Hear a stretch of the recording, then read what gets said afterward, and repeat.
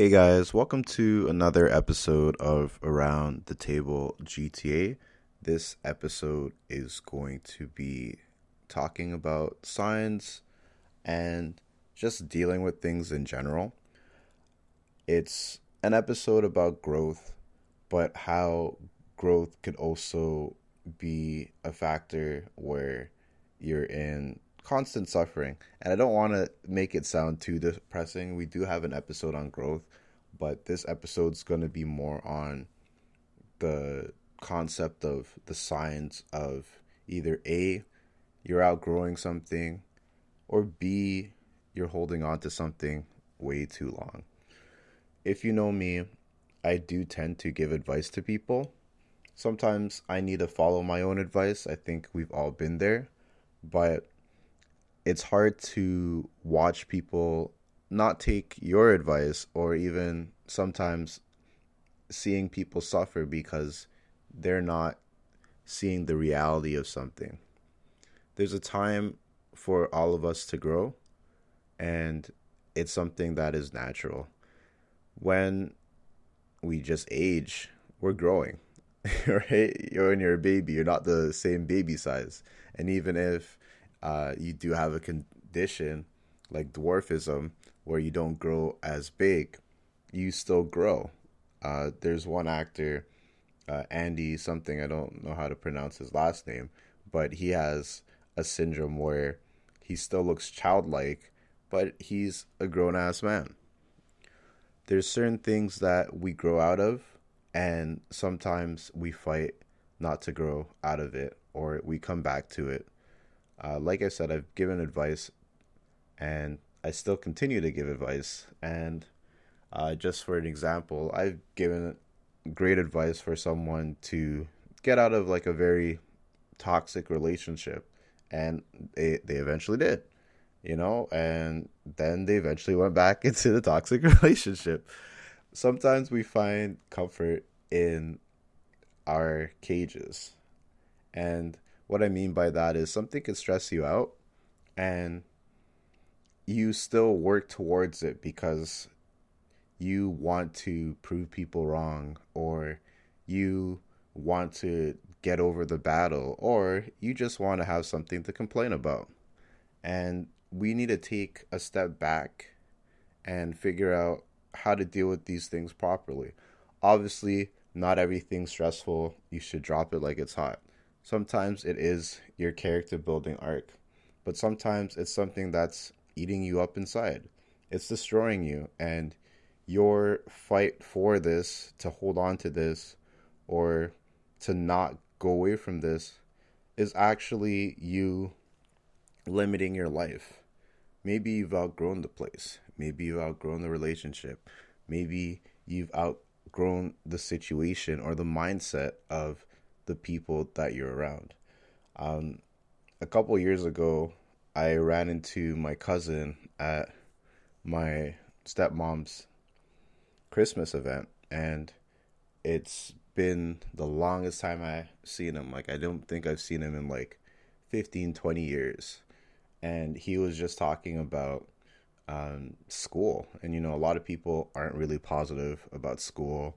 And I'm talking about like currently because of how expensive it is. And if you look into the statistics, the inflation, and even when you're finished your degree or whatever, depending on what it is, maybe by the time you're finished, the jobs are full. So it's a crazy discussion that I don't really want to get into, because this is supposed to be a positive thing for school. But basically, in the area that my cousin grew up in, it was very hood like, and he was one of the first people to, just do post secondary.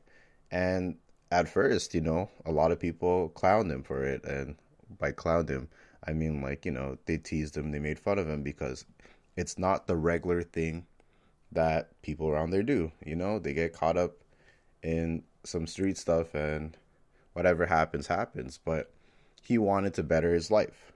He wanted to do something different. He wanted to beat the odds. That's something that you should strive for, especially when it makes sense. And through his ambition, through his focus, through his dream of himself, you know, he did post secondary and everything went well for him. And through him doing that, it convinced other people that it was possible for them as well. And with that, he gained capital and he moved out of that area.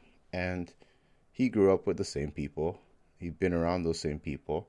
And it was kind of like a beacon of light to show that, you know, if you put your brain to something, or if you put your focus on something that can be fruitful, especially if you plan it out or if you can envision yourself, it's something to strive for because it's possible. He owns his own place now, and people in this economy, it's very hard to own your own place because things are wild. You need to focus, and sometimes when you're stressed, sometimes when all of these things aren't working out for you, it's a sign for you to do something different. It's a sign for you to enter a new chapter in your life. And it doesn't matter how comfortable or convenient you are in your situation, it's time for you to take a risk, and it's time for you to get what you deserve. And what I mean by that is, if you're putting in the work, you're not acknowledged, you're not seeing yourself going anywhere, maybe it's time for you to move up or move on or leave. There's so many different ways to express that because it depends what scenario you're in. Comfort was an episode that a friend of mine, or I could say an ex-coworker of mine, wanted me to discuss because it's a heavy topic, right? I think I still have to edit that episode, guys. I'm sorry. With my guest episode, comfort is one of the worst things that could happen to you, right?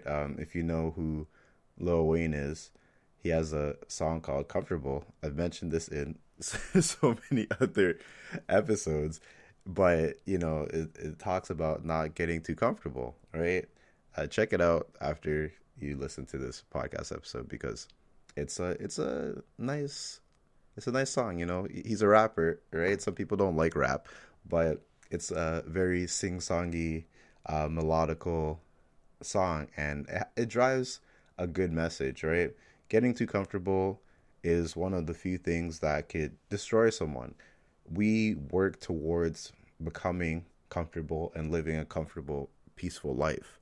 But the problem with comfort to an extent is that it weakens you, and it also pushes you away from what reality can be, right?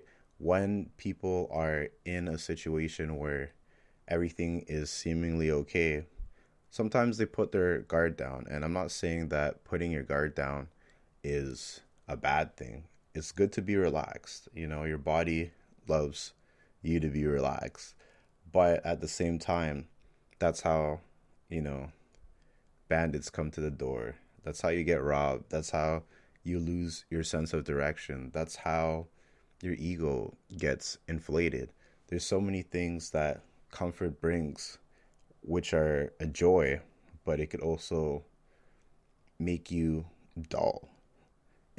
And by dull, I mean you're just not as sharp as you could possibly be, right? Some people get comfortable and they become overweight. Some people get comfortable and they become lazy. But at the same time, some people get comfortable and their mind expands because they're not in a constant state of fear or panic like someone who's in a bad area. You never know if you might get shot or robbed. So you don't know how to act when you're in a nice neighborhood or when you're in a nice restaurant because you've put yourself in a life where you could constantly be attacked if you're not on guard, right? It's something that happens to people, right? And it's all on us for change. There's someone that I work with who's constantly trying to get me to move to another province, and they're just talking about like how rough it is in this province, and how when they were in the other province they seen so much, everything changed, like their mind out there, and it reminds them of when they first came over here, and just like the community and everything, the weather, the people, uh, they were so convinced that they actually got property in that area before even really moving out there, right? So, sometimes you need to take a risk. Sometimes you need to um, just get out of your comfort zone and your environment. Like, for recently, my sister has traveled. Like, the majority of her life, she's never traveled. She hasn't even, like, traveled out of the country, or even, like, more than 2 hours out of the city. But that one time experience of leaving the country completely changed her mentality, right? And these are signs of growth. These are signs of potential change. These are signs of what we can do when we are active and we take on the world. We see a lot of people complaining about the state of the world and how things are in the world, but is that true reality? Or is that the reality that we're being fed because we're constantly online? Sometimes you need to take a break from things and just explore something new. When we were younger, we did it all the time. And even younger generations, to an extent, they're doing it. I'll use myself as an example. I was outside the majority of the time, but I did explore the internet quite a bit as well, right? My town turned into a city in my lifetime. Roads that were bush and abandoned farms and just grassland and muck are full grown houses, plazas, parks. Things change, and we need to see the writing on the wall. We need to see what we can be. We need to see the positive, or the light in which other people see us in, right? I posted something on IG recently, and it was about basically how butterflies can't see the colors of the wings, right? If you know what a butterfly is, it's, it's an insect, and usually they have pretty amazing patterns on their wings, right? But they can't see the color of their wings, right? So they don't see how amazing they look or how beautiful they look if you're not scared of butterflies. I have a friend who's scared of butterflies. Anyways, it's a metaphor for yourself. Sometimes you don't see how well you're doing.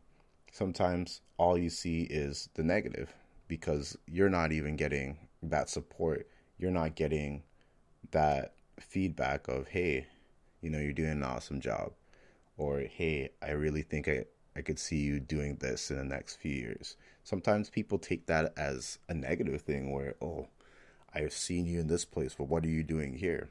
All of these things are different signs, right? Maybe I'm going to reach out to that ex-coworker. If they're free, we'll do an episode on comfort, because I think that'd be a great discussion. But either way, guys, if you're dealing with anything tough right now, if you're sitting on the fence about a major decision, before you make that major decision, stop and see if there was signs for you to get to that point, right? There's a thing about emotions, and there's positive emotions, there's negative emotions in some contexts, but all of our emotions are important for a reason. Like this this morning I woke up angry, right? And I just got up and shot a podcast episode. Why was I angry? Maybe I'll talk about it in a future episode. I'm still angry, kind of, right? But if I didn't mention that in this episode, you could not tell that I am pretty livid right now.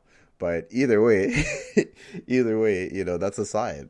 That's a sign that either something needs to change or I'm thinking about something too much, right? We need to learn how to read our emotions and sometimes dial back and see, why am I acting this way? Why is it that I'm feeling this way? What caused me to get to this point where I'm feeling this way or I'm in this mood, right?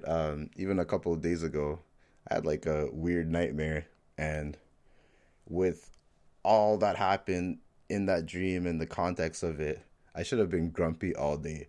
But I think it was one of my favorite days. It was one of my favorite days of the week because the day was just like, it was good challenges and pretty entertaining, at least for me. All right.